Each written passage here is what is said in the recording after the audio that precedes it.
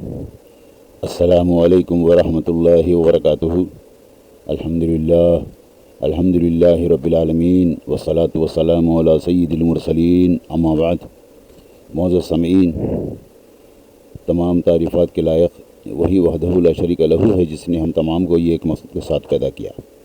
معزز سامعین، یہ چینل اسلامک لائف ٹیکنکس، جس میں دینی تعلیم کو پیش کیا گیا ہے، نہ تقریریں ہیں، نہ واضح ہیں، نہ نصیحت ہے، سیدھے رسول اللہ صلی اللہ علیہ وسلم کے جو صحیح احادیث ہیں ان کو موضوع کے تحت پیش کیا گیا ہے۔ یعنی یہ دینی تعلیم ہے۔ دینی تعلیم کو حاصل کرنا ہر مسلمان پر فرض ہے، ہر مسلمان کے لیے ضروری ہے۔ اللہ تعالی ہم تمام کو دینی تعلیم حاصل کرنے کی توفیق عطا فرمائے اور دینی تعلیم کے مطابق زندگی گزارنے کی توفیق عطا فرمائے اور دینی تعلیم کو دوسروں تک پہنچانے کی توفیق عطا فرمائے اور قیامت کے دن کامیاب ہو کر جنت میں داخل ہونے کی توفیق عطا فرمائے، آمین۔ وآخر دعوانا الحمد للہ رب العالمین۔ اب چلیں، ہم لوگ سلسلے کتاب الجنہ میں ہیں، جس کا آج کا سبق ہے نساء الجنہ، جنت کی عورتیں۔ جنتی خواتین تمام ظاہری آلائشوں مثلا حیض، نفاس وغیرہ اور باطنی آلائشوں مثلا غصہ، حسد، سوکناپن وغیرہ سے پاک صاف ہوں گی۔ اللہ تعالیٰ قرآن میں فرماتا ہے وَلَهُمْ فِيهَا أَزْوَاجٌ مُطَهَّرَةٌ وَهُمْ فِيهَا خَالِدُونَ، اور ان کے لیے وہاں پاکیزہ بیویاں ہوں گی جہاں وہ ہمیشہ ہمیشہ رہیں گے۔ سورہ بقرہ آیت نمبر 25۔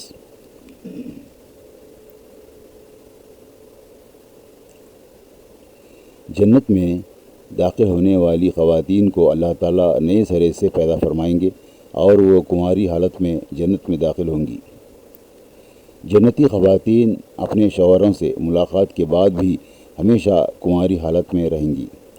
جنتی خواتین اپنے شوہروں کی ہم عمر ہوں گی۔ جنتی خواتین اپنے شوہروں سے لوٹ کر پیار کرنے والی ہوں گی، یعنی اپنے شوہروں سے بہت زیادہ پیار کرنے والی ہوں گی۔ اللہ تعالیٰ قرآن میں فرماتا ہے اہل جنت کی بیویوں کو ہم نئے سرے سے پیدا کریں گے اور انہیں باقرہ بنا دیں گے۔ اپنے شوہروں سے محبت کرنے والیاں اور ان کی ہم عمر، یہ سب کچھ داہنے ہاتھ والوں کے لیے ہوگا۔ سورہ واقعہ آیت نمبر 35 to 38۔ جنتی خواتین حسن و جمال اور حسن سیرت دونوں اعتبار سے بے مثال ہوں گی۔ فیہن خیرات حسان فبأی آلاء ربکما تکذبان۔ یہ ہے جنت میں اہل جنت کے لیے خوب سیرت اور خوبصورت بیویاں ہوں گی، پس آئے جن و انس، تم اپنے رب کی کن کن نعمتوں کو جھٹلاؤ گے۔ سورہ رحمان آیت نمبر 70 سے 71 تک، 70 to 71۔ جنت کی خوشیوں کی تکمیل خواتین کی رفاقت میں ہی ہوگی۔ ادخلوا الجنۃ وازواجکم تحبرون، داخل ہو جاؤ جنت میں تم اور تمہاری بیویاں، جنت میں تمہیں خوش کر دیا جائے گا۔ سورہ زخرف آیت نمبر 70۔ ایمان اور عمل صالح کی بنیاد پر جنت میں داخل ہونے والی خواتین مقام اور مرتبے کے اعتبار سے جنت کی حوروں سے افضل ہوں گی۔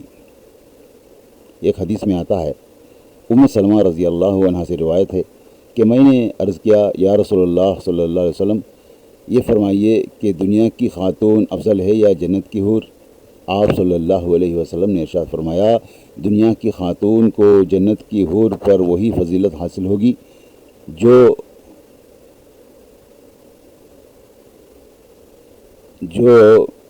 ابرے باہر ڈالا کپڑا کو استر اندر والا کپڑا پر حاصل ہے۔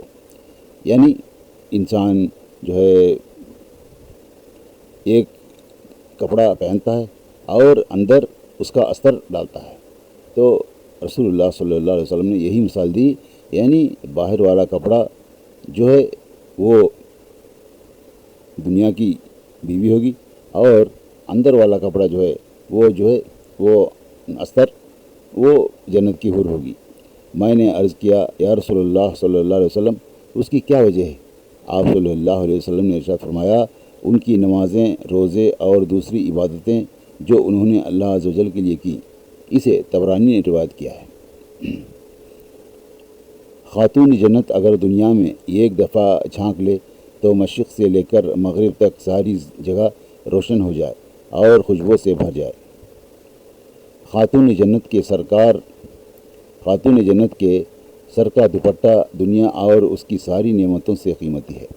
ایک حدیث میں آتا ہے، انس رضی اللہ عنہ کہتے ہیں رسول اللہ صلی اللہ علیہ وسلم نے فرمایا اللہ کی راہ میں نکلنا پہلے پہر یا پچھلے پہر دنیا اور دنیا میں جو کچھ ہے اس سب سے بہتر ہے، اور اگر جنت کی عورتوں میں سے ایک عورت دنیا میں لمحے بھر کے لیے جھانک لے تو مشرق و مغرب کے درمیان ہر چیز کو روشن کر دے اور فضا کو خوشبو سے بھر دے۔ جنتی عورت کے سر کا دوپٹہ دنیا اور جو کچھ دنیا میں ہے اس سب سے بہتر ہے۔ اسے بخاری نے روایت کیا ہے۔